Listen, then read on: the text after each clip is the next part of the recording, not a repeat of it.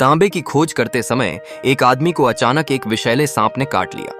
तीव्र दर्द ने उसे लगभग बेहोश कर दिया, लेकिन जब उसने उस प्रजाति को देखा तो वह घबरा गया, अपने अपशब्दों को रोक नहीं सका। यह एक ऐसी प्रजाति थी जो अपनी तेज गति से रेंगने की क्षमता के लिए जानी जाती थी। बिना किसी हिचकिचाहट के उसका बायां हाथ कांप उठा जब उसने उसे अपनी पतलून की जेब में डाला, मदद के लिए अपना फोन निकालने की कोशिश की। स्ट्राइकिन के जहर ने स्पष्ट रूप से उसे अपने शरीर पर नियंत्रण खोने के लिए मजबूर कर दिया था। अपने फोन को गड्ढे में गिरते देख पछतावे से भरे उस आदमी ने जल्दी से अपनी जेब से खंजर निकाला।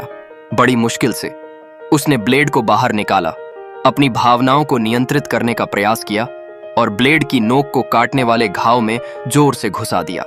फिर उसने खंजर उठाया और ऊपर से नीचे तक एक और घाव कर दिया।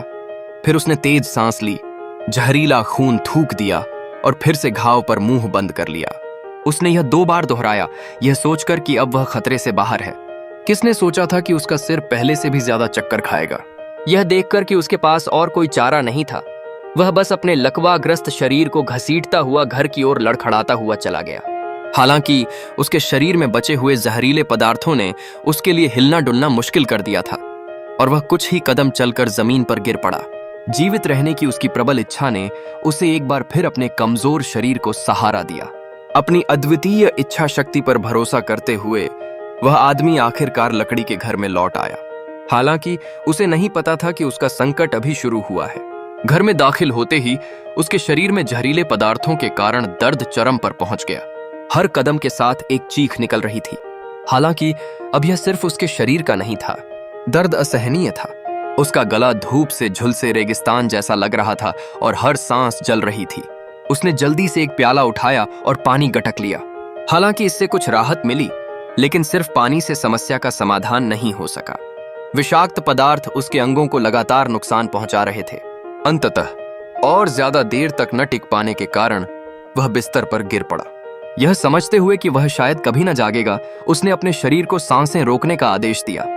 हालांकि जैसे जैसे उसकी चेतना कम होने लगी, वह अर्ध चेतन अवस्था में चला गया, ऐंठ रहा था।